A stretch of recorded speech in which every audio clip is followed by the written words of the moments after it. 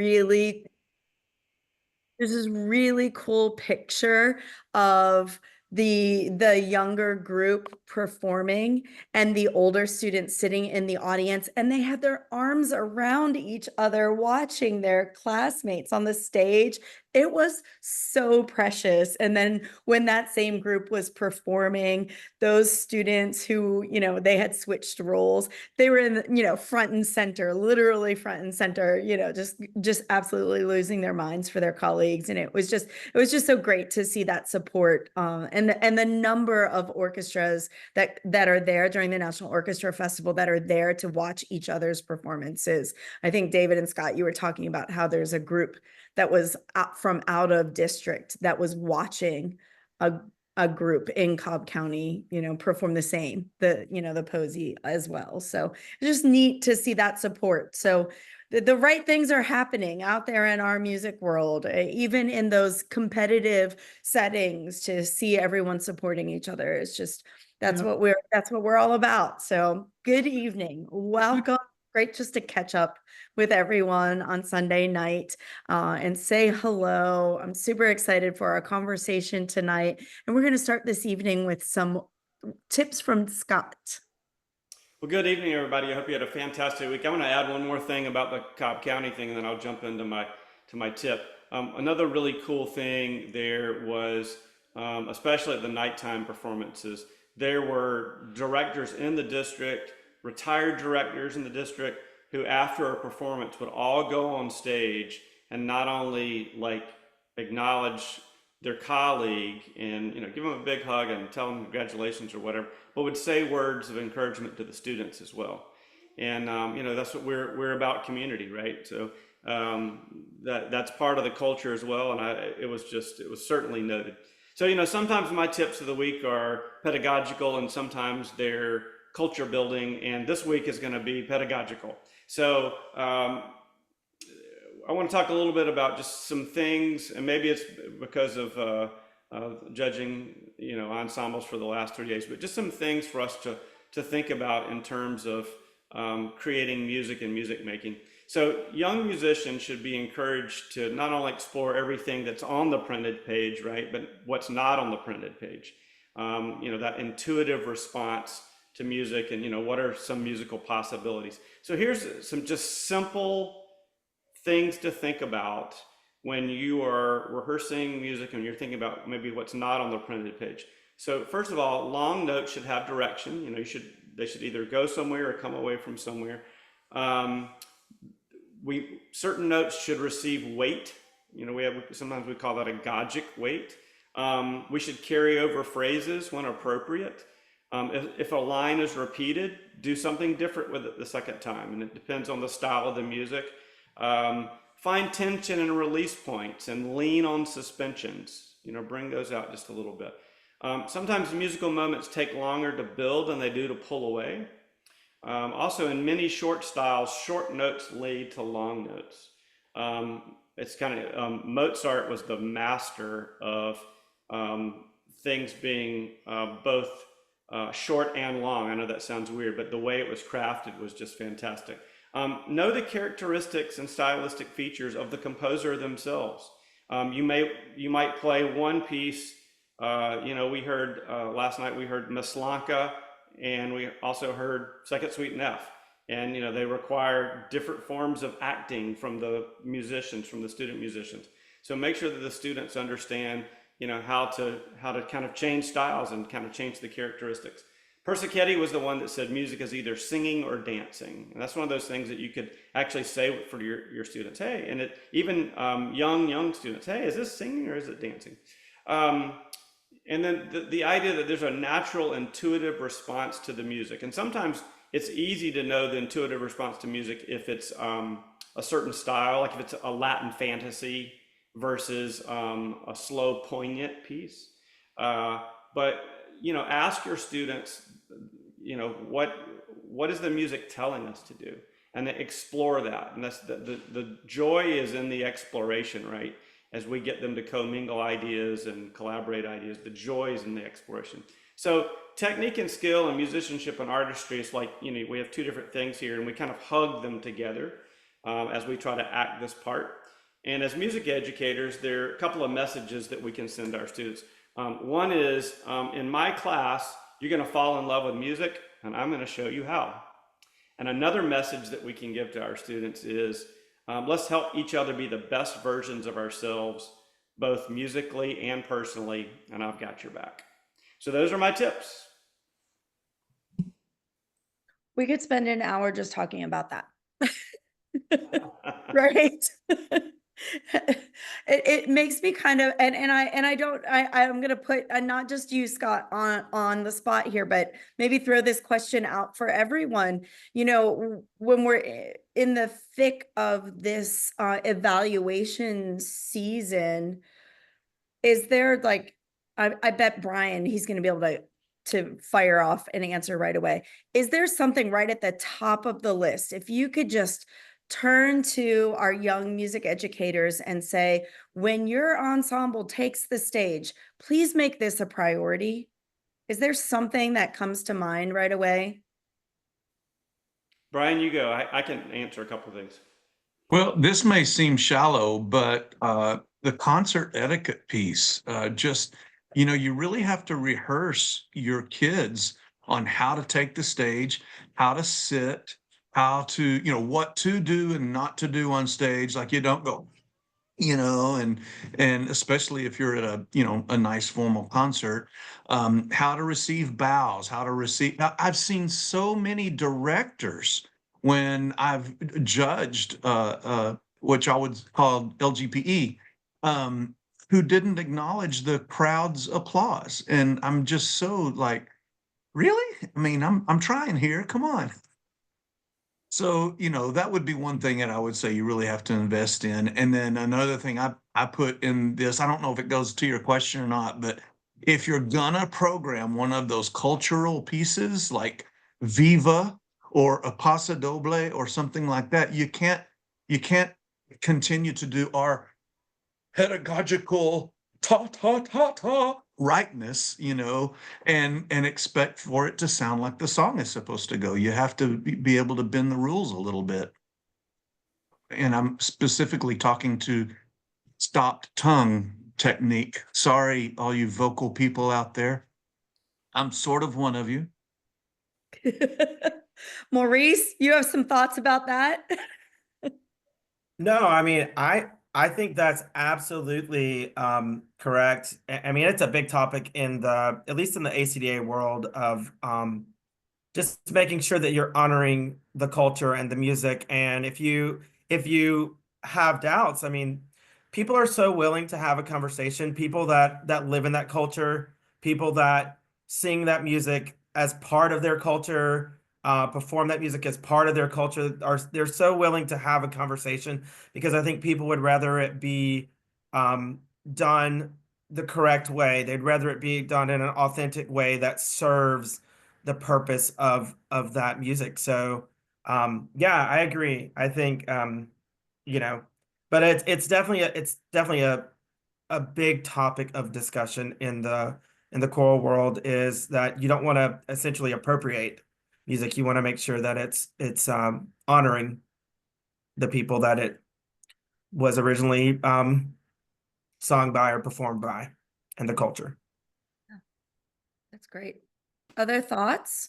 Yeah, I would say, Cece, too, just the idea that sometimes we get caught up during this time of the year that we tend to, because of the environment and the evaluative side of things, that we tend sometimes to be safe. And that's okay, but it takes away from the idea that we're trying to teach students to communicate something and to feel something. We have the opportunity to teach them to give something away to their audience. And so this is where some of those things like, what's not on the page, if we shape a phrase, whether it's the long phrase or whether it's the micro phrase, the mini phrase, if you do something as one note goes in the next note, it's not the evaluator's responsibility to decide whether you have the correct interpretation, just have an interpretation, right? Just say something, just do something musically. So don't be afraid to evaluate whether you're being too safe. And there's a fine line there too, right? Because there's somewhere in the middle that's the right answer. But at the end of the day, it's not about the rating or the number or the whatever it is. It's about communicating the art of music and speaking, allowing students the opportunity to say something to their audience in a meaningful way. And that's really why we do what we do. So anyway, it's interesting, all those things, even the things that I talked about earlier that were just kind of music making in nature. I mean, we have technique, timing, tuning, tone, technique, balance, bone, articulations, dynamics, phrasing, musicianship, accuracy, clarity, precision. All those things are a means to an end. And under the umbrella of musicianship, you have words like beauty, shape, interpretation, nuance, expression, emotion. It's all a means to create music and to create art and allow students to have an artistic performance. Brian, you were going to say something. Oh, I was trying to get it to raise my hand. I'm not sure it recognizes gestures, but I don't know. Yeah, it was, Scott, something you said made me also think that as I've been retired and seeing a lot more teachers, we have a lot of good teachers and not very many good conductors. And I wish that we could send some teachers to go to some conducting symposiums, because I think they could be even more effective. And to that end, just I've helped several people recently with accelerandos and alargandos and retards, where they are just trying to dictate it so hard, and they're an accelerando, they're getting bigger and bigger and bigger, and the band's getting slower and slower and slower. I just literally grabbed one of my buddies and pulled him off of the podium as they were doing some Granger piece. Shepherd's Hey, yeah, and it's the end of that as a big accelerando, and the band did perfectly without him, except they were laughing that I pulled him off of the podium. And he said, "What are you saying? I shouldn't conduct?" I said, "No, you should trust your kids. They can play the heck out of this. Turn it over to them and be along for the ride. You've done your job now. So sometimes we just are too controlling, but We I don't need want to to. I have a session proposal about teaching from the podium. So we'll talk. Brenda. Okay, there we go. Uh, it's talking about conducting. Yeah, if you're in band, you should actually go to a choral conducting and vice versa, because you'll learn a little bit from both. And I actually went to a band and orchestra, and there was this person up there, and of course, no matter who you conducted out of this group, they were going to do it right, no matter what. But the person who was adjudicating him, it wasn't any contest, it was just a, uh, a conference. And the guy came up to him and said, "Hey, man, you're just full of yourself." Because he was just waving his arm. It was all for showmanship, but he wasn't really conducting the group. And so he wasn't giving any guidance. So that's another thing.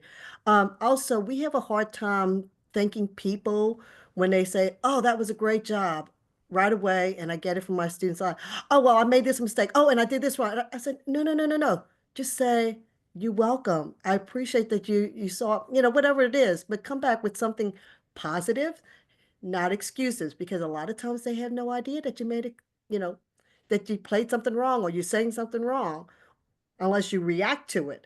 Then they know you did." So Yeah, many, so many that's great awesome. Yeah, for I sure. shared this weekend with a young teacher standing next to them, not younger than me, I guess. That I remember years ago, Alfred Watkins would say, "David, it's okay to say thank you." In that moment, just the simplest response, get rid of all those things that we're still thinking about that didn't go exactly the way we wanted, just go, "Thank you," and have those thoughts later. I'm reminded of Scott's discussion, and Brian's too, the great quote, Elizabeth Green, music is when the notes go flying and soaring off the page. And so for our younger teachers, remember that performing notation is different than making music, right? And so my mantra this spring, working with different teachers in different environments, is at some point in the spring, we really should be thinking about how we are playing the music about 70%. I do a 70-30 split. What versus how? In the first year, it's probably a lot more what content, right? But as we move through the year, we should make that pivotal shift 50-50, then 70-30, making sure that our lesson plans are designed to be teaching how to play, how we collaborate together on the artful side, not what to play. Because it's really easy to get locked into the what, isn't it? Because that's the concrete part. So that's how we tell our story, is by how we collaborate and how we are artful in how engaging we are in telling a 7-minute story, right? And so dynamic markings are what? The micro phrasing Scott was talking about is how you play the what.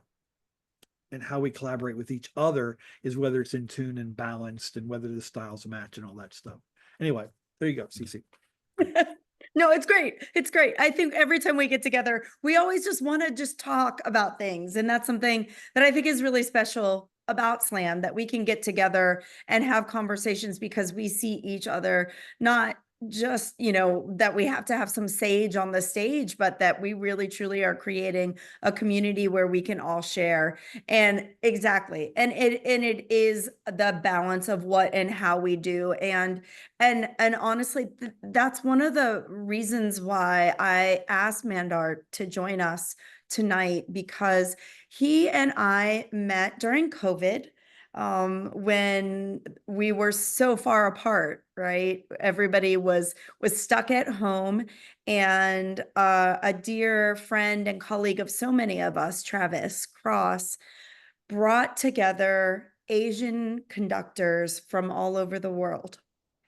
And I know that I have grown up kind of feeling somewhat alone, because I was never quite white enough. My father is Caucasian and from Eastern Europe, and my mother is Filipino, but I'm certainly not Filipino enough, and trying to find my place. And then, being a percussionist and a female at the time, and then choosing to be a high school band director, I've always kind of been like alone in the room. It's felt like alone in the room. But we got together, and Mandart, I can't even remember how many hundreds of Asian conductors from all over the world, all walks of life, that we got together, and somehow we made a connection. And I just really truly believe it's because at the core of who you are is the heart of a volunteer, is the heart of a person who gives unconditionally to others. And I'm so excited for you to be with our Slamily tonight, because what you do for music education in Canada specifically is something that I think that we all aspire to do, even in our little part of the world. So please, everyone, join me in welcoming Mandart Chan.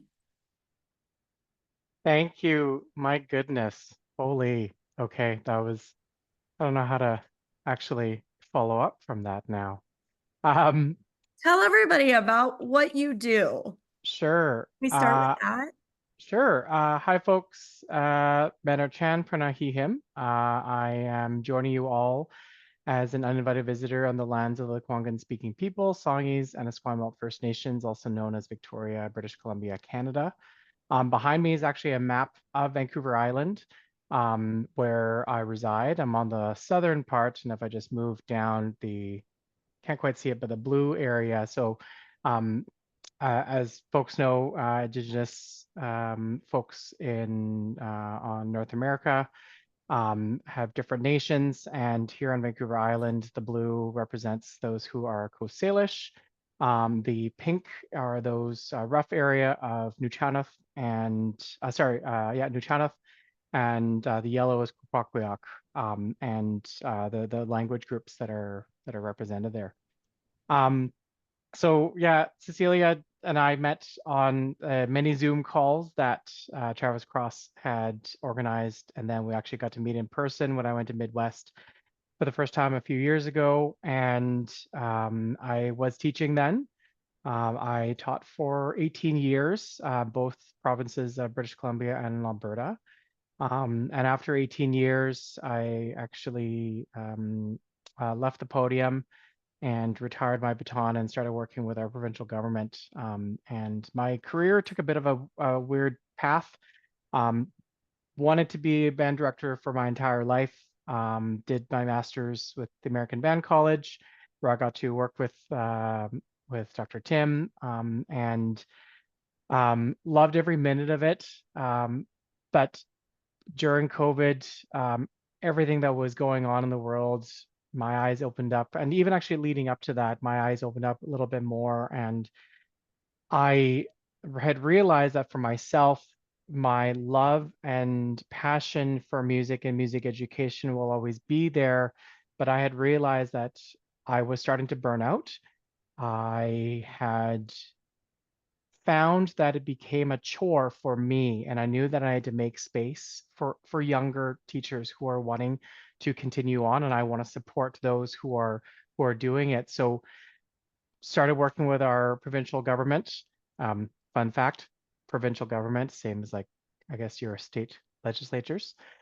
So our provincial government in the Ministry of Education and Childcare, and started working in curriculum and provided some insight for my colleagues, because I was fresh out of a classroom and for a classroom for quite some time. So being an advocate there for music education and arts education, and also providing just a different perspective of what is the current view on education and what is affecting teachers.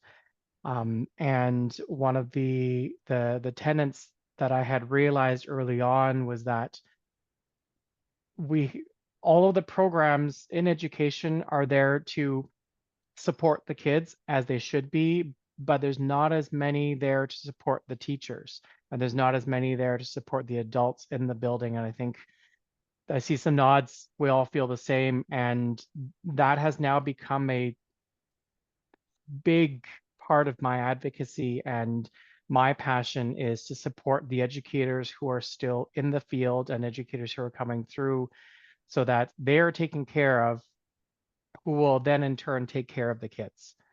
And that is not my big push. I currently actually will be leaving the ministry. This is my last week, as I'm started doing some consulting in a realm that is not as popular in your neck of the woods, but is still okay in Canada. So I'll say the three letters. I'm the DEI consultant for my former school district. Um, and very proud to be supporting them, navigating through the idiosyncrasies of working with multiple unions and whatnot. And with that, that has allowed me to do a lot of workshops for music educators when we're looking at decolonizing, when we're looking at anti-oppression. What does that really look like in the music classroom? And breaking away from the traditional ways of doing things and going, what if we tried things in a different way? Along with that, I am working as a field advisor for one of our local universities, University of Victoria. So working with pre-service teachers when they're undergoing their practicum, and talking to them about the how. So that how piece is such an important part of education, because we could be rehearsing the most difficult piece or the easiest piece that's been ever written, but if you're not trying different ways of taking a look at a phrase, or cueing someone, or looking at what's on the page and figure out how to deliver that information, then it gets lost. It just becomes notes on a page. So that's a lot of a focus that I'm trying to do through the different channels that I have. And then on the other side of things, I'm also in the military. I have been for the past 25 years. It'll be entering my 26th year in May. I work with our cadet program here in Canada. very similar to the Civil Air Patrol that's in the States, as well as the Sea Cadet program. And it is the part where that's where I get to bridge some of the traditional ways of thinking with the decolonized ways of thinking, and it allows me to try out something different. That sorry, Jane just put in the chat so many hats. Yeah, I do that because surprise, surprise, I have ADHD.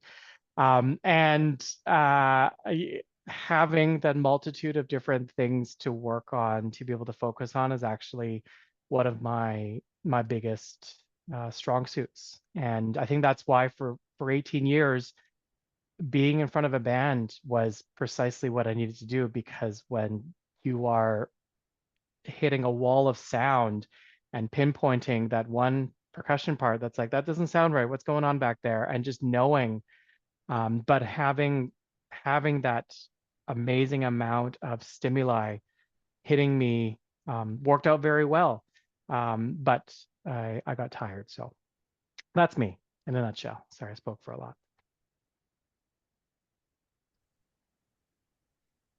So before I jump in with a question, does anyone have a question or a conversation starter?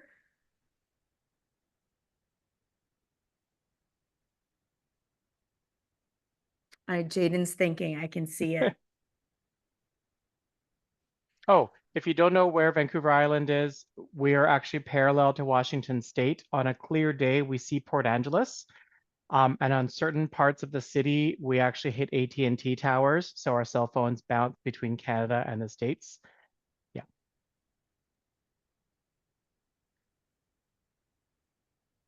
So, Mandart, one of the things that I want to ask you, kind of in a spin off of a quote from Brene Brown, she always talks about how fitting in is about that need to feel like you have to assess a situation to become who you need to be accepted versus belonging, right?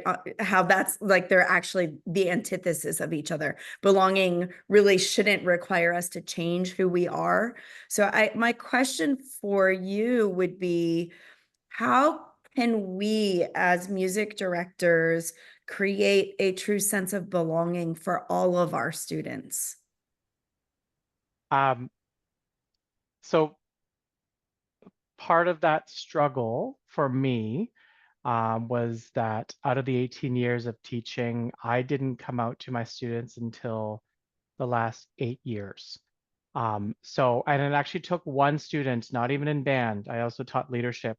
I did a mishmash. Younger teachers, if you get a mishmash of FTE to fill up your FTE, it's a good thing. Oh, my hand is up. I'm going to lower it. It's a good thing because that's when I got to actually learn more about myself. But anyhow, it took one student who right before class asked me, like, do you have a girlfriend? No. Do you have a boyfriend? Yes. What are we doing today in class? I was like, oh, so it's really just that simple. And it took me a long time. It took me, over 10 years to figure out where I actually belonged as an educator, as a teacher in that building. And because I was masking quite a bit on everything, and whether it be about who I am with romantically, or realizing later on that once I got my ADHD diagnosis, that I was masking to fit in with everyone that's there. And also culturally, I had mentioned it in the chat earlier about being a third culture kid. I am Chinese heritage. Both my parents are born and raised in Hong Kong, but they actually met in England.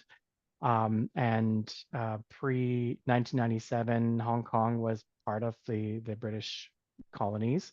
And then we moved to Canada. So I grew up in a very weird mix of different cultures. And I say weird in the nicest way possible. And trying to fit in within the culture that I was growing up in meant that I never spoke about the foods, the practices, the traditions that we had other than, Lunar New Year or Chinese New Year. And all this is to say is that when we're looking at it in a band world, and I will use my last ensemble that I conducted as an example. Post-COVID, we were able to actually play indoors with masks during COVID, and I would like to thank Janet Irving, the current president of the BC Music Educators Association, for pushing that. I was the sitting president at the time. She was the vice president. And through enough research, thank you, friends, in the States as well as in Europe, we were one of the very few places in Canada to actually continue on music education. Anyhow, we were coming out of that, and my ensemble, 30 members. It was a very varied group of students that included 3 violin players, 2 sisters, and 1 exchange student from Germany. Typically, we don't necessarily see violin players, double bass players in band, absolutely. But seeing violin players in band was like, okay, well, what are we going to do? And I had one colleague that said, okay, so are you going to ask them if we'll play any other instruments? I said, why would I do that? Have you heard them play? These 3 phenomenal musicians can cover a lot of other parts because they are playing in youth orchestra. They're taking lessons. They're doing this, they're doing that. And I'm not going to change their instrument to fit in with what we have. I'm going to spend the time, my own time, and I'm going to rewrite parts. Did not have an oboe player, only had 3 clarinets. I said, perfect. I'm going to rewrite clarinet parts and the oboe part for all 3 of them. And they individually had different parts. They did get mad at me because they could not get their bowing down on their own. So I get it. And once I did one piece, and then I had to consider it for the next one. Anyhow, that allowed those 3 students to actually just belong in the ensemble without having to fit in. They understood the nuances of playing in an ensemble about balance and blend. They understood that part, but playing violin was part of their identity. And for me as an educator, having to tell them, you can't play with us because you don't play the same instruments as us, did not sit well with me. And anytime in previous years, if I had a string player come in, it was easy enough to say, okay, well, within your range, you can definitely do an oboe part. That's great. And we'll see where it goes. And just making those allowances.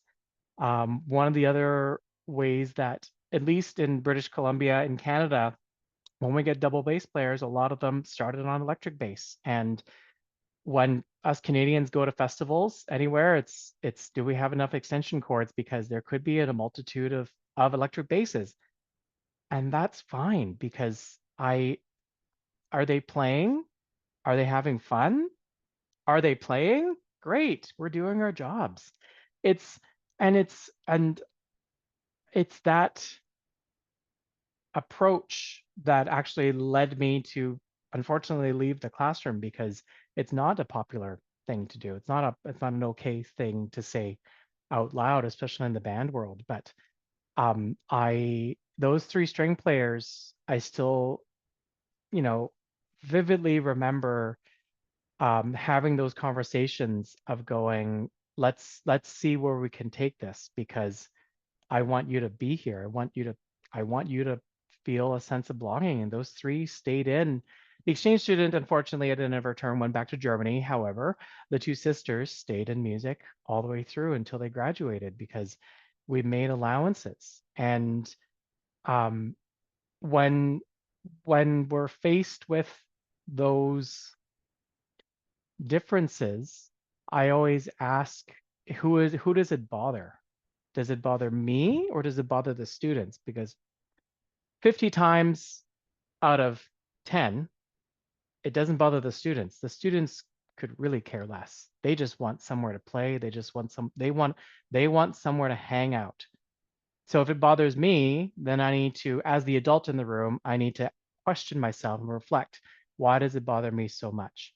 Because I will tell you that those 3 string players nailed every single thing constantly, whatever I threw at them. And it helped the ensemble because they finally got to hear other parts that we just didn't have because of sheer numbers.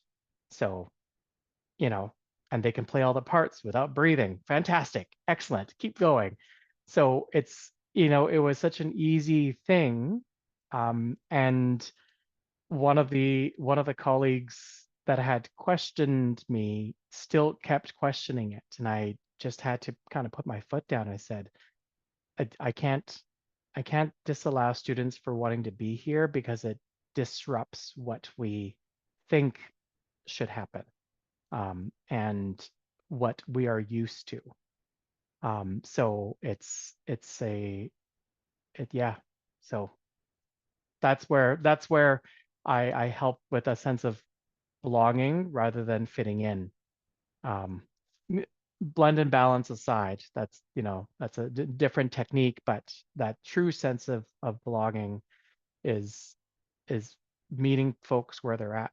And I actually think about it. So the last school I was in, we had an old building that got rebuilt into a new one, and we actually split into 2 schools. And numbers wise, we got the shorter end, and we had quite a few students who were new in band and new on their instrument. And I put in the extra time to just rewrite parts for them. And I think it was Randall Standridge. I remember very clearly in a clinic going, I don't care if you're going to rewrite my parts. I will give you the blanket statement right now to rewrite parts that fits for the student, because that's what I did when I taught. That's what I did. And if the composers are alive, great, ask them. If they're dead, well, it's your word against theirs. So whatever. And because I was able to just spend the time and rewrite it, a lot of the beginner students got to still perform with everyone else. And they were able to hide when they wanted to, but when they felt comfortable, they did more things. And we progressively added more notes and more rhythms for them. And it's like, okay, so it's extra work on my part, yes, but those students now have a good memory of being in the classroom, of being in band, and they have that attachment to that memory, and that's going to make them smile, and not necessarily we got gold or we got this score, et cetera, et cetera. It's those memories of feeling that sense of belonging in that spot. So Thank you. The chatter it is really, really busy right now because everyone's just loving all of those thoughts. Paul? Ye- What? Oh, wait. I'm sorry. I saw you unmute yourself. I didn't just I assume you is had a question. okay, called out. Yes, I do. I do. Is that okay? I think it's great. Mandart, I'm curious, if you could go back and relearn teaching, what would you have liked to have been included? Or a different lens might be, if you were to rewrite how music teachers are educated, what do you think should be in the requirements? What would you like to see them be required to learn and do to become more effective as a music educator today?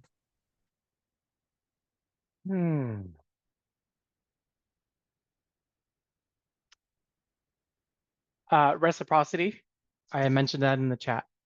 That just because you're the adult in the room with the degree doesn't mean that you're the only expert, so to speak. And also that I hate the word expert, so I shouldn't have used the word expert. That you may be there's other subject matter experts. Said it again. There might be other people with knowledge in the room, regardless of age and regardless of traditional training. I think that's the first one, because the amount of things that I had learned from students about music and culture and the constant evolution of it, I learned way more from them than I did from any other class that I took. As an example, Scott Bradley's Postmodern Jukebox, it's just phenomenal. And taking pop songs and put them into different genres and reimagining them was from one student that said, "Oh, this is great," and then that sparked the the curiosity for me about seeing that evolution and how does that culture shift change. The other thing is vulnerability is not a bad thing. It's actually, it requires so much more strength to be open in a safe way than it is to be that stoic figure. And being openly gay, it was difficult for those first few years teaching in Alberta, which is a fairly conservative province in comparison to British Columbia, which is a very liberal province, that I neutralized myself completely. I like to use the term sour cream because it's a good neutral, thing. I was sour cream for a very long time because I didn't want to speak about my personal life. I never even spoke about things about the military, even though in a conservative society, the military things are good, but I just didn't want to speak about it because I didn't want to reveal too much about myself because I just wanted to be that stoic figure in front of the room when the most connections that I started to make with students was when that barrier was down. And it's not like I told them about all of my personal things, but that I started to open up to speak about my identity and what it meant, talking about my favorite TV shows and just being a human, regardless of it being the dress rehearsal before a concert or before a festival. Having those moments was the most um, satisfying and most memorable for me as an educator. Um, the my most proudest moment when I was teaching was when two former students were getting married, and not only did they invite me to the wedding, they asked me to officiate their wedding. That is the pinnacle of my career as an educator. Um, the festivals were fun and exciting at the time, but the fact that I saw these two kids grow up, see their friendship blossom into a relationship, into a marriage, and now celebrating their child's first birthday, that to me is more important because it's that character building. It's having those relationships. And I will tell you that this student, one of those bass clarinet player, the other was percussionist, the bass clarinet player hated me because she was very much attached to the previous teacher, which was fine. I get it. People have attachments. But she said that her crowding moment in high school was the fact that because I was authentic and was able to just be myself, that the thing turned around. And I think that's the most important piece. The goal of any educator should not be to create the next world-class musician, athlete, mathematician, scientist, sociologist, et cetera, et cetera, et cetera. It's hope that they become a good human being in the world through the subject area that you're teaching in. And they have an appreciation and a passion for it, but just to make sure that they become a good human. That's it. That should be everyone's goal, is to be a good human being and also play their scales, major, minor, all the arpeggios, all the things, because it'll come back to you. That's going to be the sound bite that I capture and push out on our socials. Play your scales. That's outstanding. What else do y'all have for Mandart? Yes, Scott. Hi there. First of all, thank you for being here. True words of wisdom. Just love hearing all of this. So you talked a lot about relationships and people and that part of it. But I want to go back to something that was discussed at the beginning of the evening, and the idea of cultural appropriation. The music, selecting repertoire, the curriculum. I've often heard it's intentionality, right? It's the teacher's intentionality to want to be able to share and explore different cultures with their students, and trying to do that in a responsible way that honors the culture. talked a little bit about that, but I'd be very interested to hear more about your take on culturally responsive teaching, how you go about selecting repertoire, and that it's meaningful and that intentionality is there. I'd love to hear more about that. So all of them, what I'm going to say is from 2021, 2022 is my last school year that I taught in. So it's been a couple years ago, but a lot of the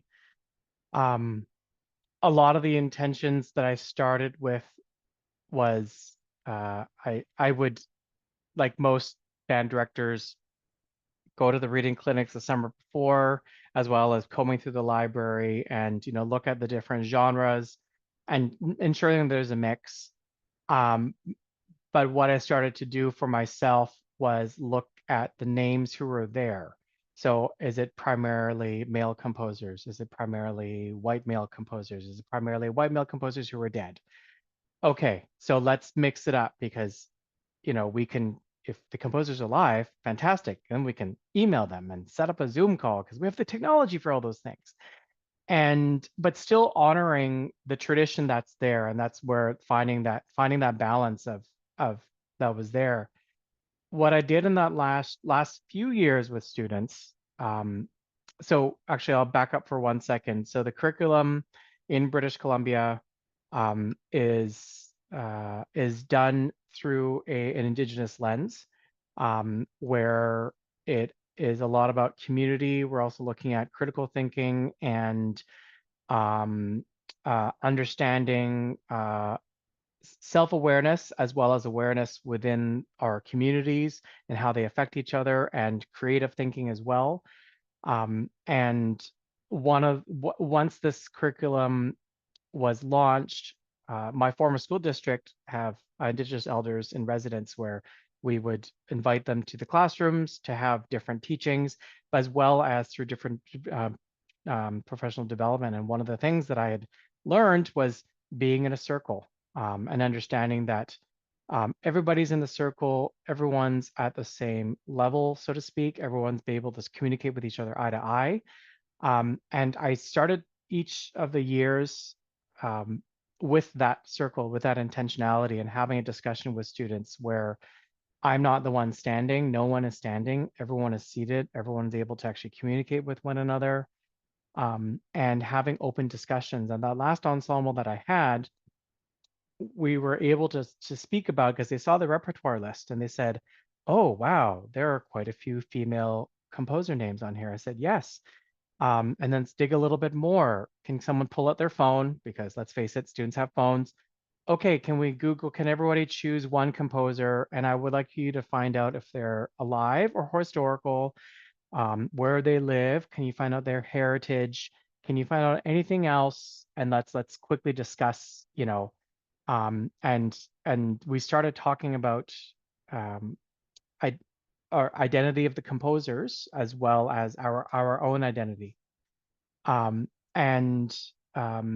when it came to that, it was having that open discussion with the students to talk about my intentions of it. I became quite transparent and said, I intentionally gave you a list of a mix of composers because if you look at the repertoire list that we would have from 5 years ago, it was just the best music that was there, but it was primarily male names as an example.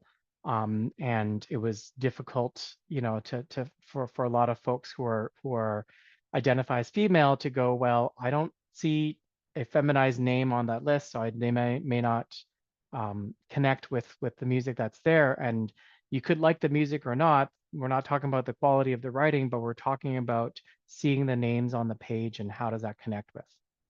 How it connects with culture, it really depends on for me, the intention of the composer, where they had learned it from, and if they had learned it in a appropriate manner.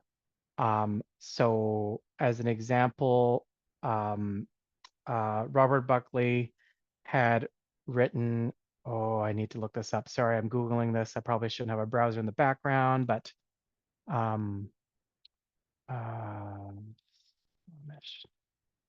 Robert Buckley had written Eagle Song and Gathering of Eagles along with Bob Baker, and had a lot of amazing intentional work that had to be done ahead of time, because Bob Baker is an indigenous knowledge keeper in the Squamish Nation within British Columbia, and had worked with Robert Buckley through every step. And Robert Buckley had done the work to authentically capture the sense of the story of the song and how to transcribe it and transpose it into a band world, and also including the teachings of what that piece was about. That, for me, if the composer is doing it and going, I am doing the work to share the work with you, then you as the band director go, okay, this is a fantastic piece of music, technically has a lot of great things. I have a lot of percussionists and I want to be able to engage them as much as I can. So technically speaking, this is also a great piece, but now it's not just notes on the page, not even just the phrases on the page, but what is the background of this piece? So because the composer has done the work themselves and is now sharing it with the world with permission. I think it's that with permission piece.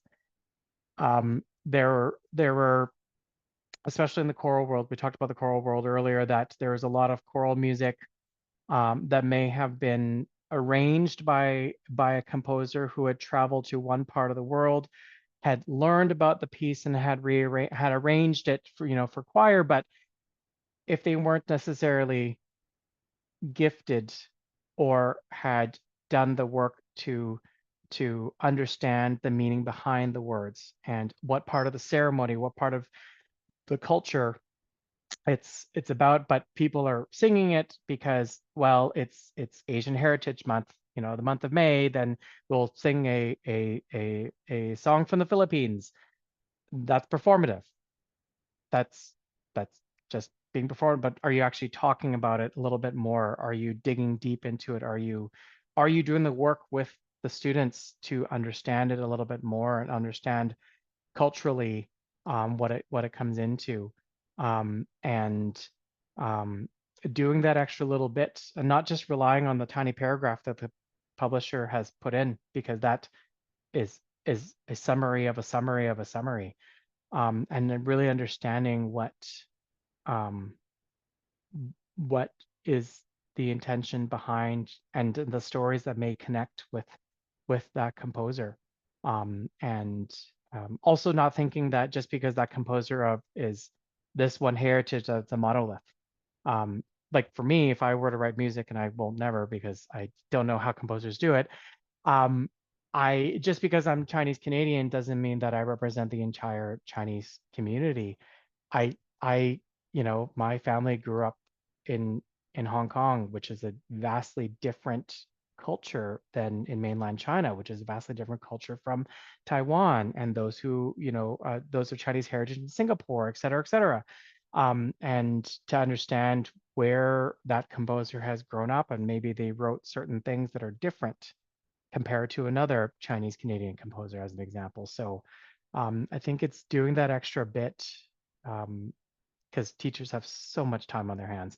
That is the extra bit. It's the unfortunate part is that it's that extra research that we have to do, and it's not just a score study. Score studies are technical, they're important, they're super, super important, but to really get into the intentions of what the music is behind is more so important to understand why that composer wrote those things and to do the extra work. So